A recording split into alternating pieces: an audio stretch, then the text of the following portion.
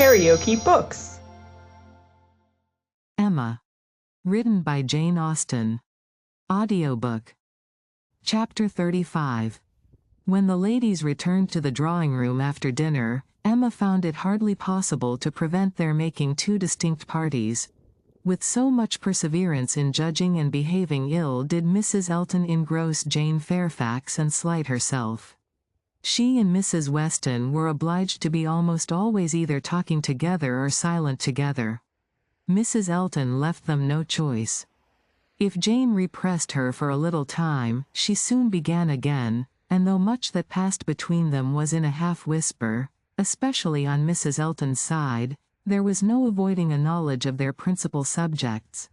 The post office, catching cold, fetching letters, and friendship, were long under discussion, and to them succeeded one, which must be at least equally unpleasant to Jane, inquiries whether she had yet heard of any situation likely to suit her, and professions of Mrs. Elton's meditated activity. "Here is April come," said she. "I get quite anxious about you. June will soon be here. But I have never fixed on June or any other month, merely looked forward to the summer in general. But have you really heard of nothing?" "I have not even made any inquiry. I do not wish to make any yet." "Oh, my dear, we cannot begin too early. You are not aware of the difficulty of procuring exactly the desirable thing." "I'm not aware," said Jane, shaking her head. "Dear Mrs. Elton, who can have thought of it as I have done? But you have not seen so much of the world as I have. You do not know how many candidates there always are for the first situations. I saw a vast deal of that in the neighborhood round Maple Grove. A cousin of Mr. Suckling, Mrs. Braga, had such an infinity of applications. Everybody was anxious to be in her family, for she moves in the first circle. Wax candles in the schoolroom. You may imagine how desirable. Of all houses in the kingdom, Mrs. Braga's is the one I would most wish to see you in. Colonel and Mrs. Campbell are to be in town again by midsummer," said Jane. "I must spend some time with them. I am sure they will want it. Afterwards I may probably be glad to dispose of myself. But I would not wish you to take the trouble of making any inquiries at present." "Trouble? I know your scruples. You are afraid of giving me trouble, but I assure you, my dear Jane, the Campbells can hardly be more interested about you than I am. I shall write to Mrs. Partridge in a day or two, and shall give her a strict charge to be on the lookout for anything eligible." "Thank you, but I would rather you did not mention the subject to her. Till the time draws nearer, I do not wish to be giving anybody trouble."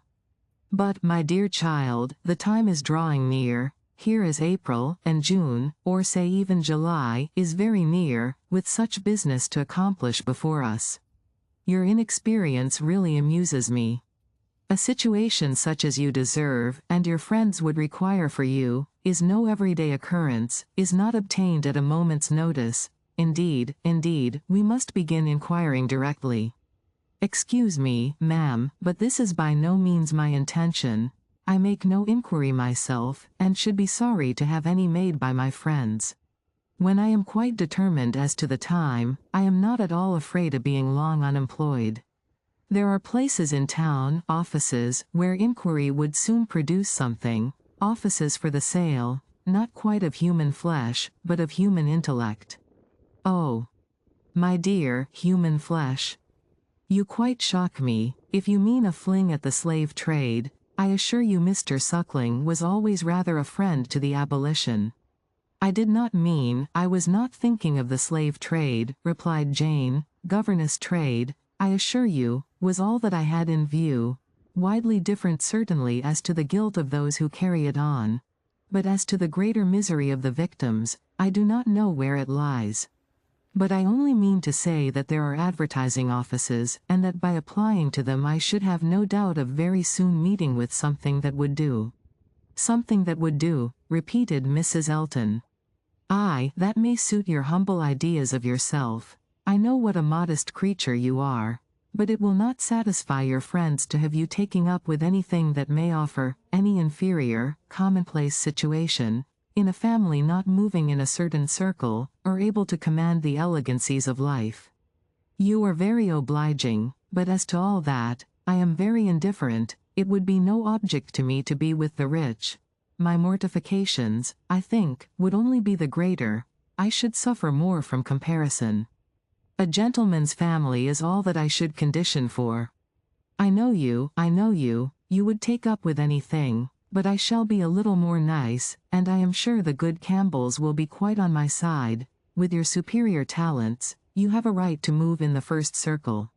Your musical knowledge alone would entitle you to name your own terms, have as many rooms as you like, and mix in the family as much as you chose. That is, I do not know, if you knew the harp, you might do all that, I am very sure, but you sing as well as play. Yes, I really believe you might, even without the harp, stipulate for what you chose, and you must and shall be delightfully, honorably and comfortably settled before the Campbells or I have any rest. You may well class the delight, the honor, and the comfort of such a situation together, said Jane. They are pretty sure to be equal. However, I am very serious in not wishing anything to be attempted at present for me. I am exceedingly obliged to you, Mrs. Elton. I am obliged to anybody who feels for me, but I am quite serious in wishing nothing to be done till the summer. For 2 or 3 months longer I shall remain where I am, and as I am.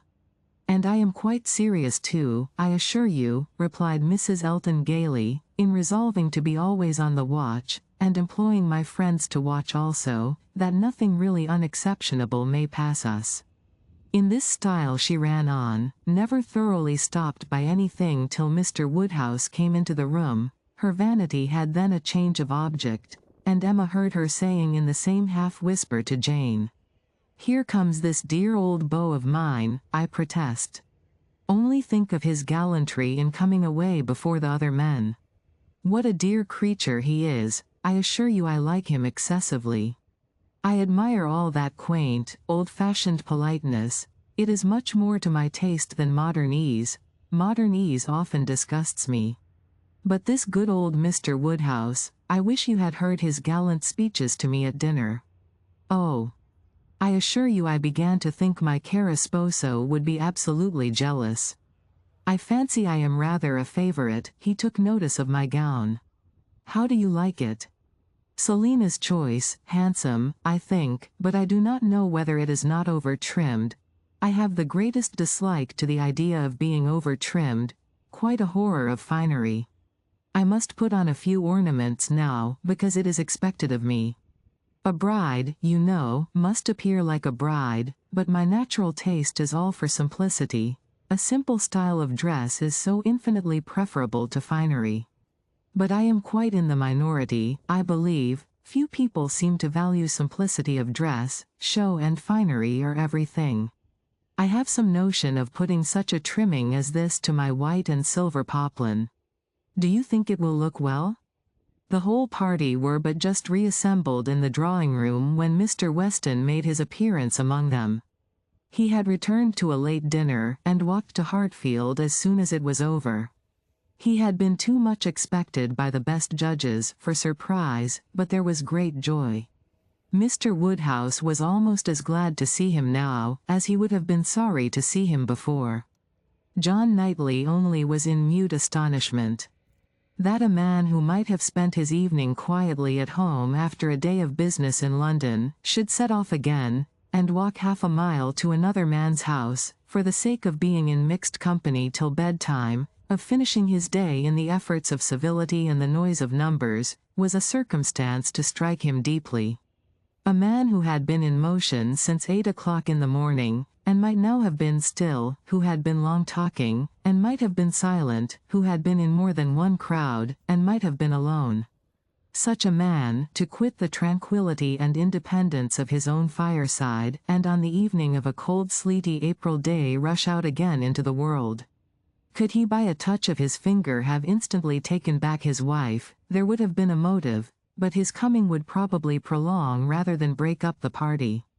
John Knightley looked at him with amazement, then shrugged his shoulders, and said, "I could not have believed it even of him." Mr. Weston meanwhile, perfectly unsuspicious of the indignation he was exciting, happy and cheerful as usual, and with all the right of being principal talker, which a day spent anywhere from home confers, was making himself agreeable among the rest, and having satisfied the inquiries of his wife as to his dinner, convincing her that none of all her careful directions to the servants had been forgotten, and spread abroad what public news he had heard, was proceeding to a family communication, which, though principally addressed to Mrs. Weston, he had not the smallest doubt of being highly interesting to everybody in the room.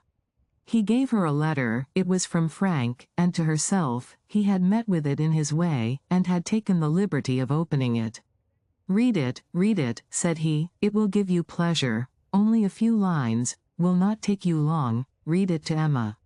The two ladies looked over it together, and he sat smiling and talking to them the whole time, in a voice a little subdued, but very audible to everybody. Well, he is coming, you see, good news, I think. Well, what do you say to it? I always told you he would be here again soon, did not I? Anne, my dear, did not I always tell you so, and you would not believe me? In town next week, you see, at the latest, I dare say, for she is as impatient as the black gentleman when anything is to be done. Most likely they will be there tomorrow or Saturday. As to her illness, all nothing of course. But it is an excellent thing to have Frank among us again, so near as town. They will stay a good while when they do come, and he will be half his time with us. This is precisely what I wanted. Well, pretty good news, is not it? Have you finished it? Has Emma read it all? Put it up, we will have a good talk about it some other time, but it will not do now. I shall only just mention the circumstance to the others in a common way. Mrs. Weston was most comfortably pleased on the occasion. Her looks and words had nothing to restrain them. She was happy, she knew she was happy, and knew she ought to be happy. Her congratulations were warm and open, but Emma could not speak so fluently. She was a little occupied in weighing her own feelings, and trying to understand the degree of her agitation, which she rather thought was considerable. Mr. Weston, however, too eager to be very observant, too communicative to want others to talk, was very well satisfied with what she did say, and soon moved away to make the rest of his friends happy by a partial communication of what the whole room must have overheard already. It was well that he took everybody's joy for granted, or he might not have thought either Mr. Woodhouse or Mr. Knightley particularly delighted.